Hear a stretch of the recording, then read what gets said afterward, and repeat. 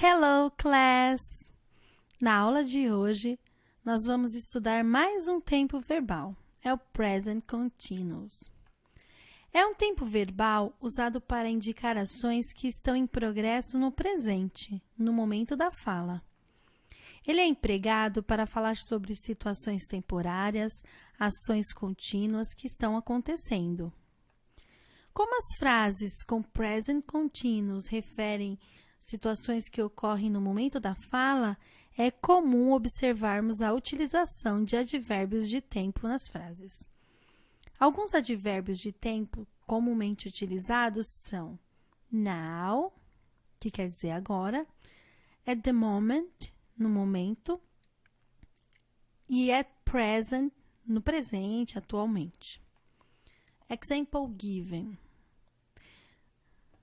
She's talking to her mom now. Ela está falando com a mãe dela agora. Olha o advérbio de tempo aqui, ó, agora. Are they studying at the moment? Eles estão estudando no momento? She's American, but she's living in Canada at present. Ela é americana, mas está morando no Canadá atualmente. Na língua portuguesa, o present continuous é o modo indicativo do presente contínuo, corresponde ao nosso gerúndio e as terminações ando, endo, indo. Então, sempre que tem o tempo verbal na língua portuguesa, fica mais fácil de entender. E o gerúndio é andando, levando, achando, comendo, correndo, brincando, caindo, sorrindo. A formação do present continuous. Como que é formada as frases no present continuous? Em inglês, é obrigatório ter um sujeito, vai ter o verbo to be no presente, porque nós estamos falando de present, mais um verbo principal com o ing e um complemento para a frase. Um exemplo, she's watching TV. Ó, sujeito, verbo to be no presente, o verbo principal, o ing. She's watching TV. Ela está assistindo TV. O verbo to be vai mudar. Se aqui fosse we, nós, we are watching TV. Se fosse eu estou assistindo TV, seria I am watching TV. Então, she is watching TV. A forma negativa, negative form, é a mesma formação. A única coisa que acrescenta é o not, depois do verbo to be. She's not watching TV. Ela não está assistindo TV. O que ela está fazendo? Ela está lendo um livro. Então, she's reading a book. Interrogative form é o mesmo esquema do verbo to be. Vem o verbo to be na frente, o sujeito, verbo com ing e o complemento. Is she watching TV now? Ela está assistindo TV agora? Ó, o verbo to be no começo da frase, sujeito e o verbo principal com ing. Agora vamos para as regras do present continuous. Sempre tem uma regra, né? A regra número 1. Não necessariamente nessa ordem, né? Vamos começar por essa. Quando o verbo principal termina em e é precedido de consoante, retira-se a vogal e acrescenta-se o ing. Então, ó, dance, vai ficar dancing. Tirou o e. Take, to make, come. Temos uma exceção aqui, que é o verbo to be. O verbo to be, não quando o verbo termina com dois es, apenas acrescente o ing. Não tira o e. Um exemplo aqui. Se, sim. Pay attention. Não é muito comum usar verbos de estado, como, por exemplo, os verbos agree, need, believe, know, like, etc., no present continuous. os que se referem a posse, sentidos e emoções e estados mentais. Quando o verbo termina com IE, troca-se essa terminação por Y e acrescenta-se o ING. Die, tirou o IE e colocou o Y. Dine, line, time.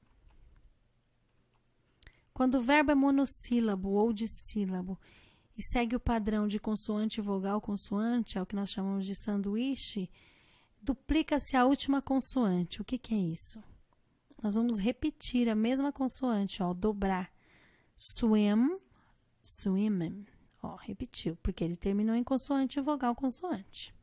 Travel, cut, run, sit. Vamos para a exceção. Quando a última consoante é W, Y ou X, ela não é dobrada. Isso aqui é uma questão de fonética, tá? O X, por exemplo, ele termina, o som dele é o KS, é como se fosse duas consoantes, né? O Y tem som de I. Snow, snowing. Fix, fixing. Play, playing. Outra exceção é, se a sílaba tônica for a primeira, não se dobra a letra final. Acrescenta-se somente o ING. O que é a sílaba tônica? É a sílaba mais forte. Ah, mas eu não conheço a palavra. Como eu vou saber qual é a sílaba mais forte? A sílaba tônica. Nos dicionários tem a transcrição fonética que ensina isso, mas não é o caso por enquanto. Então, nós vamos ver como exceção. Open, happen, listen, visit. Então, conforme vocês vão estudando as palavrinhas, vocês vão percebendo que não vai dobrar, que vai dobrar. Quando o verbo terminar em ic, mimic, panic, coloca o K antes de colocar o ING. Não acontece alterações quando os verbos terminam em I, Y, ING e EE. Alguns deles nós já falamos de regra, né? Então, ski continua, coloca ING. Stay, consoante, vogal, consoante. Mas, como o Y não dobra, é só colocar o ING. Study, try, bring. Só colocar o ING, terminou com ING, mas coloca de novo. Agree, coloca o ING. Agora vamos para o livro, né? Trilhas, segundo bimestre, Unit 2. Vocês vão ler apenas, esse exercício é apenas de leitura. Vocês vão ler o que cada trecho aqui está dizendo, observar as imagens, procurar a formação do present continuous. He's playing a video game. Ele está jogando videogame. Então, é esse aqui. E assim vai com os outros. Observa, tenta ver as regrinhas que acabaram de ver. Observa bastante, lê com atenção. Aqui na página 389 é o quadro de gramática que nós acabamos de ver. O uso do present continuous para ações que estão acontecendo agora. Interrogative form, que é colocar o verbo to be na frente. Sujeito, verbo com ing, e não pode esquecer a question mark, que é o ponto de interrogação. Aí temos aqui respostas, short form, né, as respostas curtas, como que funciona. Temos aqui algumas regras de ortografia para o ing, que nós já vimos, que a maioria dos verbos é colocar ing. Quando o verbo termina com e, tira o e. Quando os verbos terminam em vogal, consoante, vogal, consoante, dobra a última consoante antes de colocar o ing. Esse exercício listen, sempre que tiver isso daqui, por enquanto nós não vamos fazer, tá? Porque isso depende de um CD que vocês não têm ainda. Aqui é a parte de leitura. De novo, só ler. Ler e entender. Isso aqui é para ampliar o vocabulário. Temos aqui days of the week, months of the year, seasons. Não pode esquecer, aqui está dizendo, ó, que dias da semana e meses do ano em inglês é obrigatório escrever com letra maiúscula. Aqui tem a diferença do inglês americano e do britânico, que fall e autumn querem dizer a mesma coisa, os dois querem dizer outono, tá? Aqui tem um quadro de prepositions, on, in, dias da semana, on Sunday, on Friday, months of the year, in March, in December, seasons, estações do ano, né? In the spring, in the fall. Qual que é o exercício aqui? Número 3. Vocês vão verificar qual que é a melhor resposta. O exemplo que já está feito. When is your English class? Quando é sua aula de inglês? It's on Wednesday and Fridays. It's beautiful. It's on Sundays. Qual resposta é a melhor aqui? Vocês vão assinalar. Agora nós vamos para a próxima página, a seção de write. Write é escrever. Então, aqui nós temos o ordinal numbers.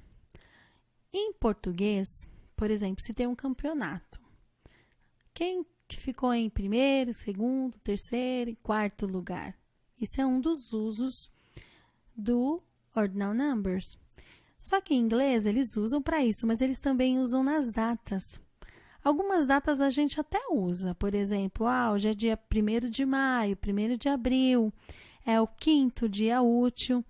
Mas nos outros dias do mês nós não usamos, nós não costumamos dizer, hoje é o 23º dia do mês de junho, né? Em inglês eles usam do 1º até o último dia do mês. Então, em vez de colocar aquele hífen, a bolinha em cima, tem um ST, RD e ND. ST, ND, RD e um TH. De onde foi tirada essas letrinhas, em vez de colocar o hífen com a bolinha? Aqui, ó, first, termina com ST, coloca o ST. Second, termina com ND, coloca o IND. Third, RD, coloca o RD. A partir do quarto em diante, ó, TH. Então, todos terminam com TH, então coloca o TH aqui. O que vocês têm que fazer? Escrever os números ordinais aqui, ó. Em inglês, é claro, né? Então, o primeiro tá feito aqui, 21st. Como que vai ser 22º? Só observar, né? E aí, vocês vão fazer até o 30. O 30 tá aí a resposta, 30th. Agora, nós vamos ver os números ordinais em datas.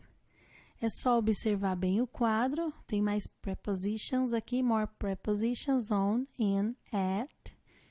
Ó, antes de data, partes do dia, horas, quando é usado, tem alguns exemplos aqui, né? Aqui temos um quadro. Esse quadro é um lembrete de aniversário do Steven. O Steven fez esse quadro para lembrar os aniversariantes, o aniversário dos amigos dele. Então, temos aqui. Which month is Maria's birthday in? Quando é o aniversário da Maria? January é o Kazu. February é o Daniel. Aqui, ó. August. Então, it's in August. Então, vocês vão olhar aqui. É in, é on, é at. Só consultar o quadro. E assim, vocês vão responder os outros exercícios. A letra C e a letra D, no caso. Por enquanto, é isso. That's it. See you next class.